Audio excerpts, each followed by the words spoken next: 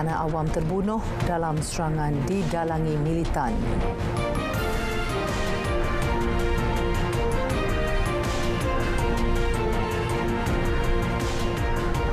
Sekurang-kurangnya 28 mayat mangsa feri penumpang terbalik di Bangladesh ditemukan.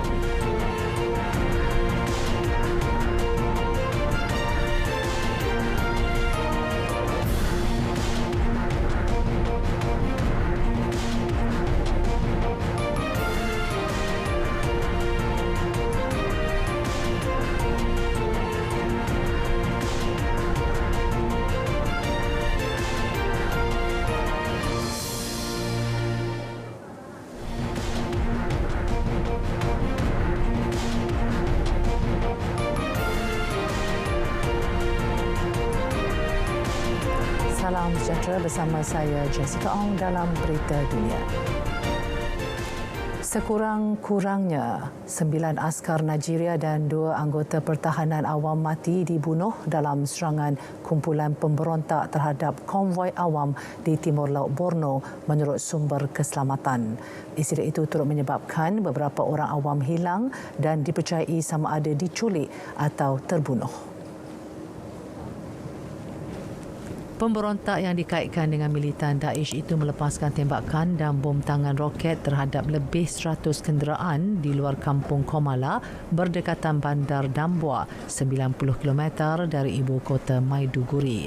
Menurut sumber dari pegawai tentera yang tidak mahu dikenali, ia adalah serangan terhadap konvoi awam yang dikawal oleh tentera dan anggota pertahanan. Pemimpin militan Ibrahim Liman berkata konvoi dari Maiduguri itu diserang ketika menuju ke Damboa. Pemberontak turut merampas beberapa kenderaan dan mengambil bekalan sebelum kembali ke Sambisa. Konflik gerakan militan selama 1 dekad mengorbankan 36,000 orang dan mengusir hampir 2 juta penduduk dari kediaman di Timur Laut. Sementara itu, insiden tembak-menembak di Bursa Saham Pakistan menyaksikan 9 orang maut termasuk 4 anggota militan yang ditembak polis. Jumlah tersebut termasuk 4 anggota militan yang ditembak pihak polis. Dalam insiden yang berlaku pada Isnin itu, semua penyerang tewas, 4 pengawal keselamatan dan seorang pegawai polis juga maut. Menurut pengarah Bursa Saham Pakistan, Abid Ali Habib, serangan oleh anggota militan itu menyebabkan berlaku suasana panik dalam bangunan bursa tersebut. Penyerang menyerbu masuk setelah melancarkan serangan bom di pintu masuk utama bangunan itu. Gubernur Wilayah Singh Imran Ismail mengutuk insiden serangan tersebut berikrar untuk terus melindungi wilayah Singh dengan berbagai cara. Tambahnya, dia mengecam keras serangan terhadap PSX dan telah mengarahkan pihak keselamatan untuk memastikan penyerang ditangkap dan diberikan hukuman seberat-beratnya melalui ucapan Twitternya. Menurut laporan, semua orang yang berada di dalam bangunan Bursa Saham Pakistan telah dibawa keluar melalui pintu belakang. Sehingga kini lokasi kejadian masih dikawal oleh pihak polis bimbang akan berlakunya serangan susulan. 9 lagi mayat tidak dikenali ditemukan di tanah perkuburan besar di Bandar Tarhuna, Libya, lapor agensi berita Anadolu memetik pegawai pada Ahad. Pengerusi pihak berkuasa Libya untuk mencari dan mengesan orang hilang, Kamal Al-Siwi berkata setakat ini sebanyak 19 mayat sudah ditemukan sejak operasi bermula pada 5 Jun lalu. Tarhuna terletak kira-kira 90 km di selatan ibu kota Tripoli.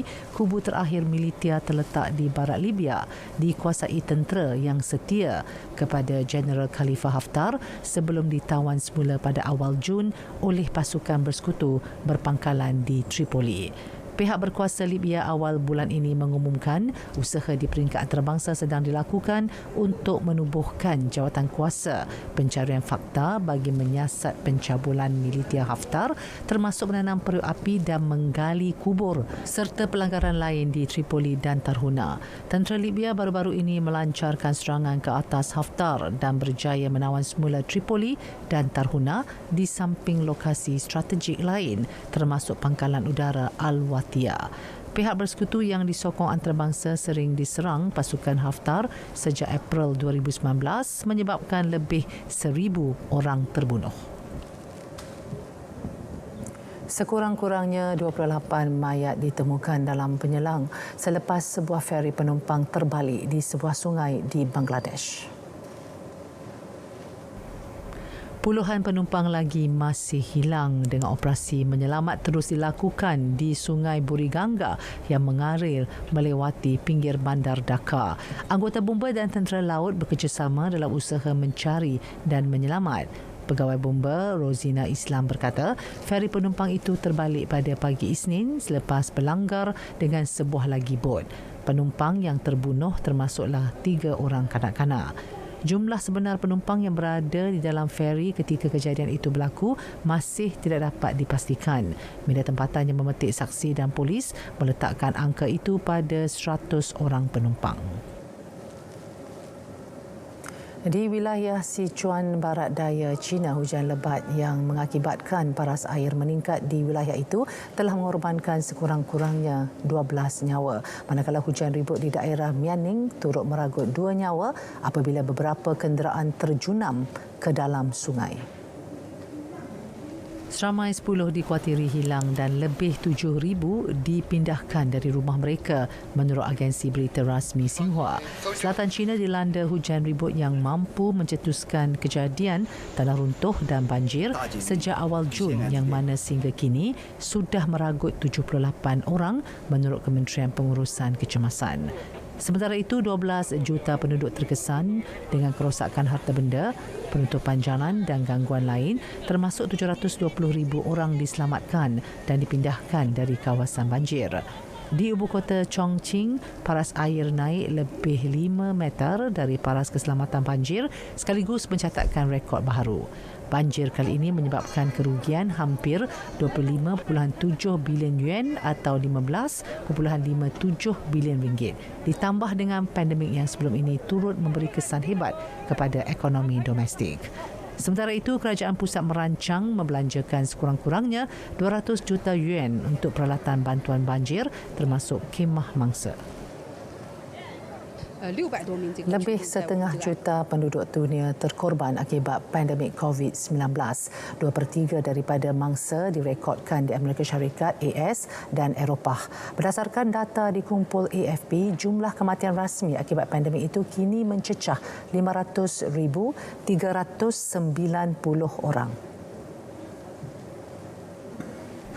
Jumlah korban COVID-19 di seluruh dunia kini melepasi 500,000 pada Ahad, lapor agensi berita Anadolu menurut data Johns Hopkins University yang berpangkalan di Amerika Syarikat, AS.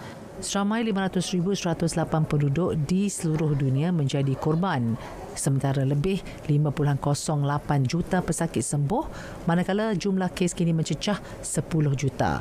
AS terus kekal negara paling teruk diancam menyaksikan lebih 2.53 juta orang dijangkiti, sementara lebih 115,700 pesakit meninggal dunia.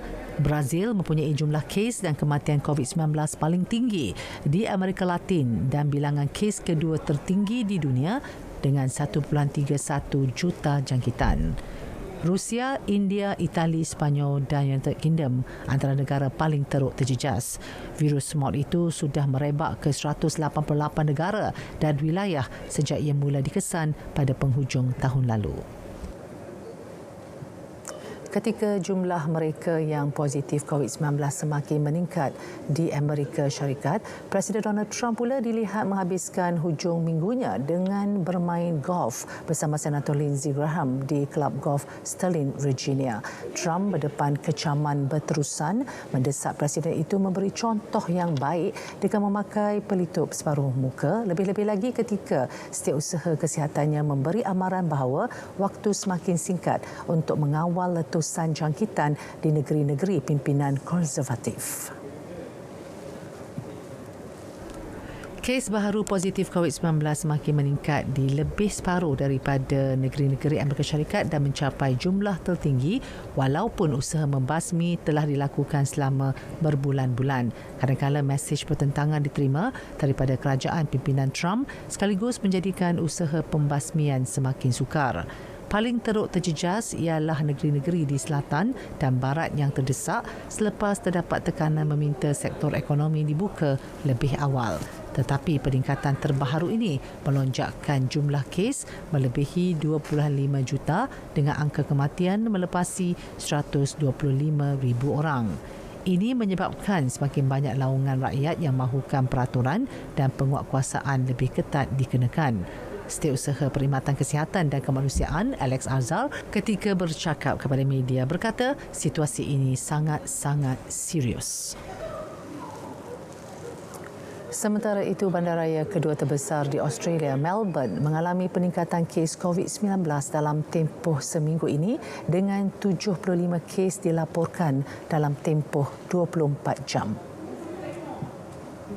Ia memaksa peraturan bola sepak Australia untuk segera melakukan penyusunan semula AFL minggu ini kerana acara sukan di Australia terus dipengaruhi oleh wabak tersebut. Queensland pada Isnin menetapkan bahawa mana-mana pasukan yang bermain di Melbourne atau menjadi tuan rumah untuk pasukan yang datang dari Melbourne perlu dikuarantin selama 14 hari selepas pertandingan. Keputusan itu memaksa AFL membuat perubahan saat akhir pada perlawanan minggu ini dengan perlawanan Khamis malam antara West Coast Eagles dan Melbourne Richmond Tigers di Gold Coast dibatalkan.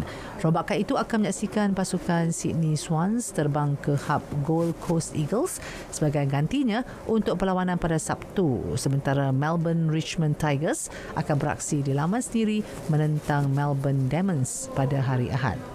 Liga Rugby turut bermula namun hanya satu kelab iaitu Storm yang sudah berada di Queensland dan bersedia untuk pertembungan di Brisbane minggu ini.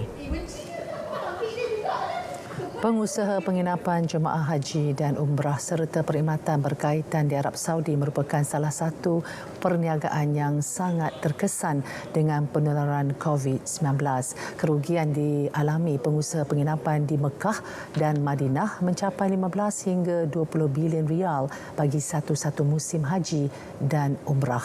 Manakala kerugian penyedia perkhidmatan lain pula tidak kurang daripada 9 bilion rial.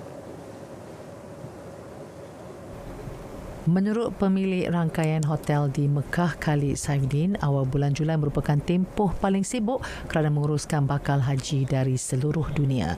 Namun mereka menghormati keputusan kerajaan menangguhkan sementara ibadah haji tahun ini bagi mengawal penularan COVID-19. Kerajaan Arab Saudi hanya membenarkan 1,000 orang mengejarkan haji tahun ini bagi mengurangkan risiko jangkitan COVID-19.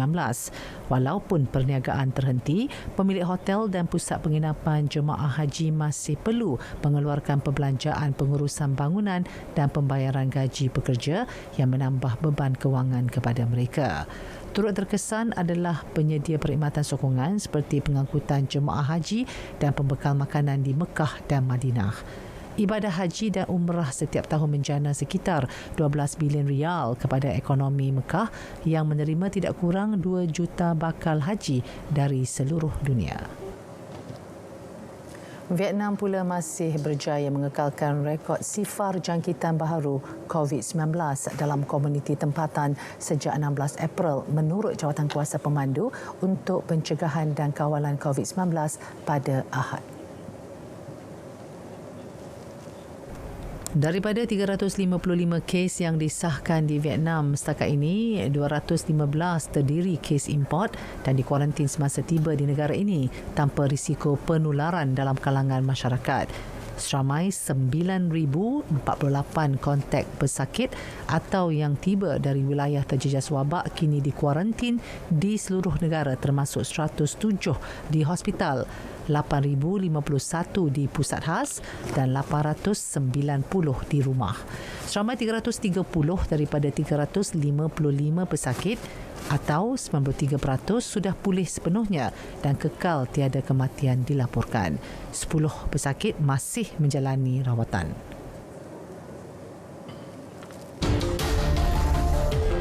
Hamas sifatkan rancangan rejim Israel untuk menaluki sebahagian tebing barat sebagai pengisytiharan perang. Terus setia bersama Berita Dunia.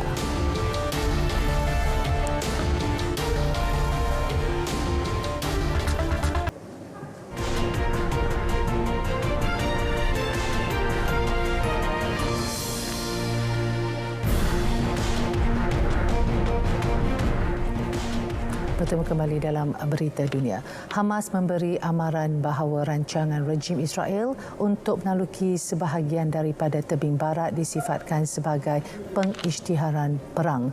Namun pertubuhan itu perlu menimbang kos yang perlu ditanggung sebelum meneruskan perjuangan baharu.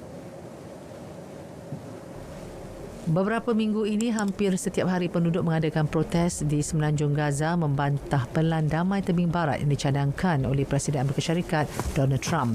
Cadangan tersebut mencadangkan penempatan Israel di tebing barat dan lembah Jordan, wilayah Palestin yang diduduki sejak 1967 dan terletak sekitar 50 km dari wilayah Gaza.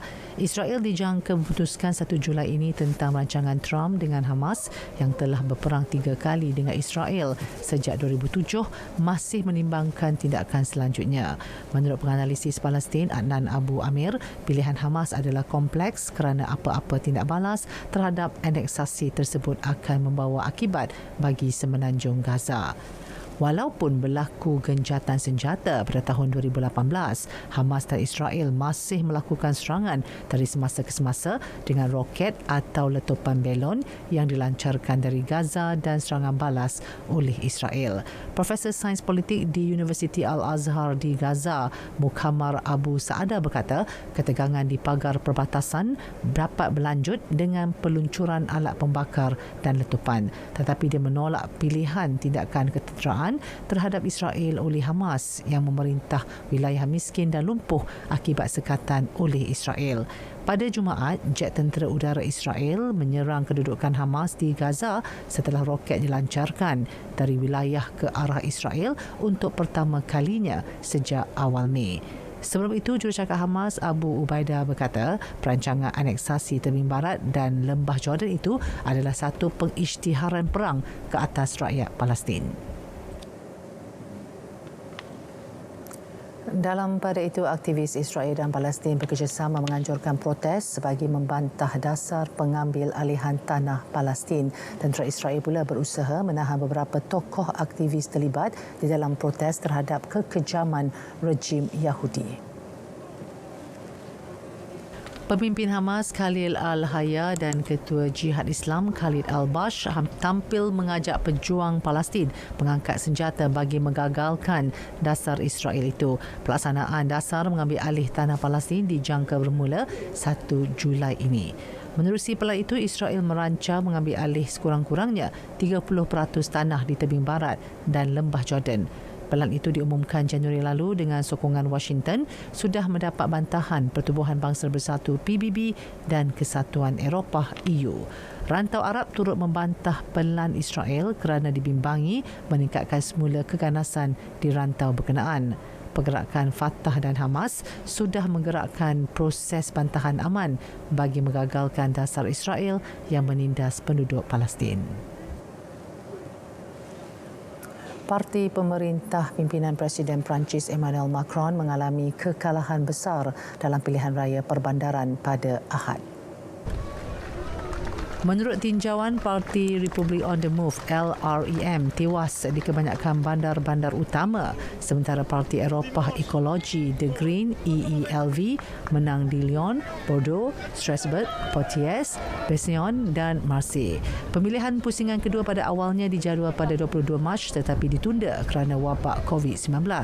Kira-kira 16.5 juta pengundi layak menunaikan tanggungjawab mereka selepas pilihan raya pusingan pertama gagal menghasilkan keputusan yang diperlukan. Semua pengundi perlu memakai pelitup separuh muka dan membawa pen sendiri. Seramai 34,967 datuk bandar serta timbalan dipilih pada pusingan pertama dan kedua. Kira-kira 60% pengundi berkecuali. Peratusan terbesar dalam sejarah pada 2014 hanya 37.87% mengundi berkecuali. Sementara itu, Perdana Menteri Edouard Philippe mengalahkan pencabarnya di Le Havre dengan meraih 58.83% undian. Dewan Negeri Mississippi pada Ahad meluluskan rang undang-undang RUU untuk menghapuskan lambang konfederasi yang terdapat pada bendera negeri itu. RUU itu diluluskan dengan menerima 91 undi menyokong berbalas 23, kemudiannya dihantar kepada Senat Negeri untuk diluluskan. Governor Ted Reeves berkata beliau akan menandatangani RUU itu jika ia diluluskan. Sebuah suruhanjaya akan membuat rekaan baharu dan akan didedahkan kepada umum pada November untuk diundi. Simbol konfederasi menerima kecaman kerana dianggap membawa maksud perkauman. Bendera negeri itu mula digunakan pada 1894, hampir 30 tahun selepas berakhirnya Perang Saudara. Mississippi negeri terakhir yang masih menggunakan lambang itu. Langkah berkenaan diambil beberapa minggu selepas tunjuk perasaan anti perkauman berikutan kematian lelaki kulit hitam George Floyd ketika ditahan polis pada 25 Mei lalu. Penduduk Afrika Amerika merangkumi 38% populasi Mississippi.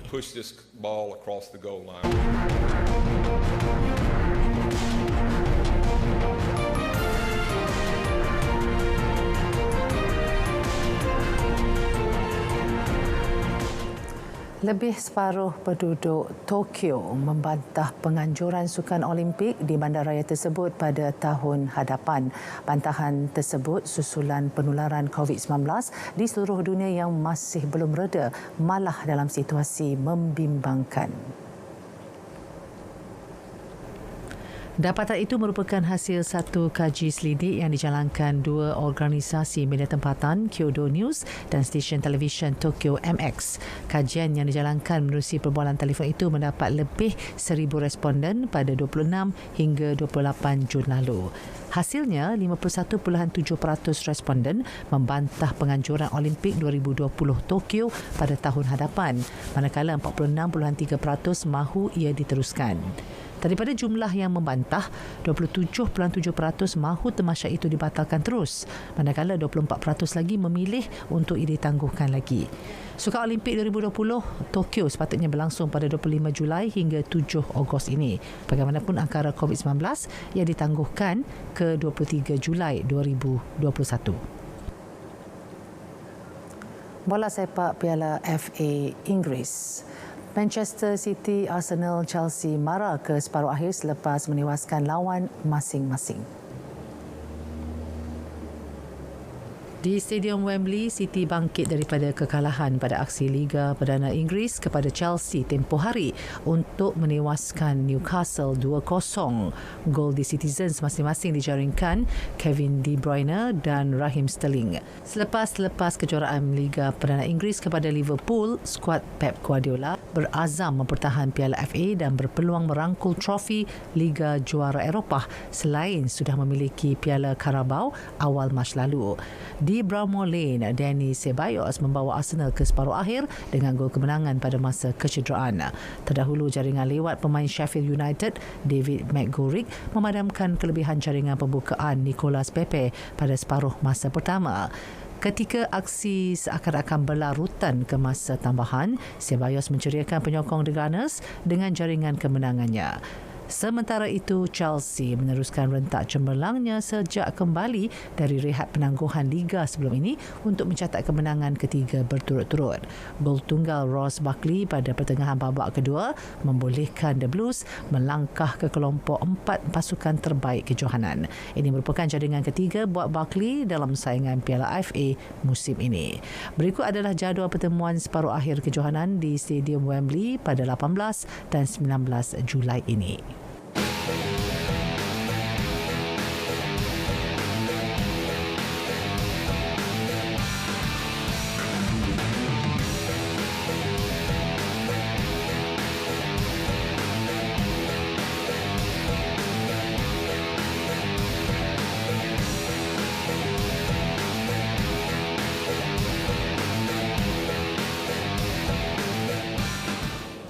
Di Sepanyol, Karim Benzema terus mempamerkan aksi konsisten ketika membantu Real Madrid menewaskan Espanyol 1-0 sekaligus menjarakkan diri kepada 2 mata mengatasi Barcelona di puncak La Liga. Skuad bimbingan Zinedine Zidane yang mencatat 5 kemenangan berturut-turut meraih gol pertama hasil umpanan terbaik Benzema yang disudahkan oleh Casemiro sebelum tamat separuh masa kedua. Jurang 2 mata Madrid terhasil selepas Barcelona seri di Celta Vigo Sabtu lalu sekaligus meletakkan Madrid semakin hampir untuk gelaran kedua Liga dalam tempoh 8 tahun. Selepas ini Madrid akan menerima kunjungan Getafe yang kini di tangga ke-6 dengan 49 mata dan akan bertemu Athletic Club 2 hari selepas itu. Saudara, seterusnya kita saksikan keputusan aksi La Liga semalam dan awal pagi tadi.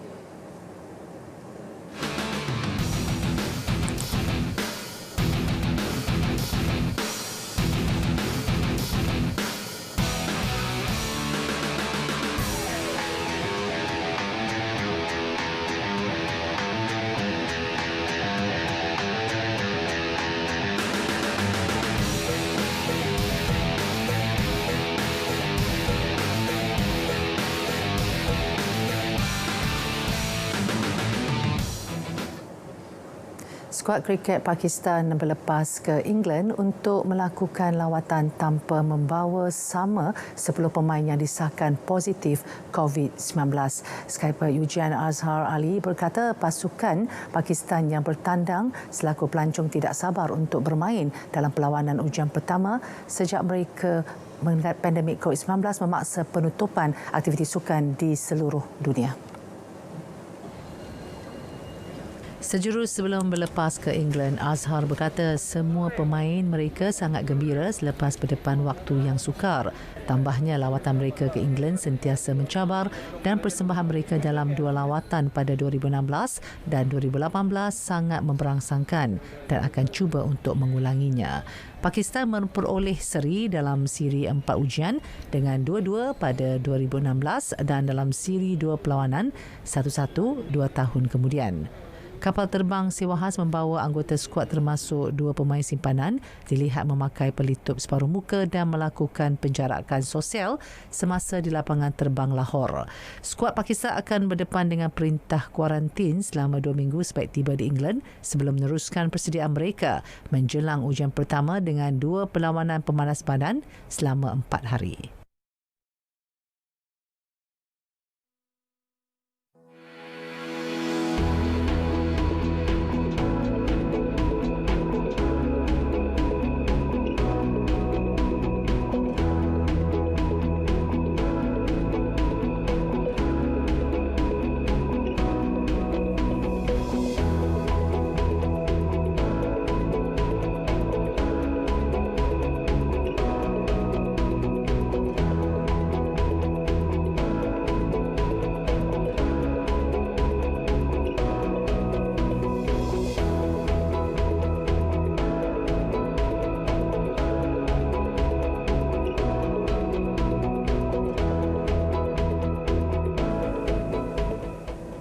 Sektor pelancongan seluruh dunia antara yang terjejas teruk akibat pandemik COVID-19.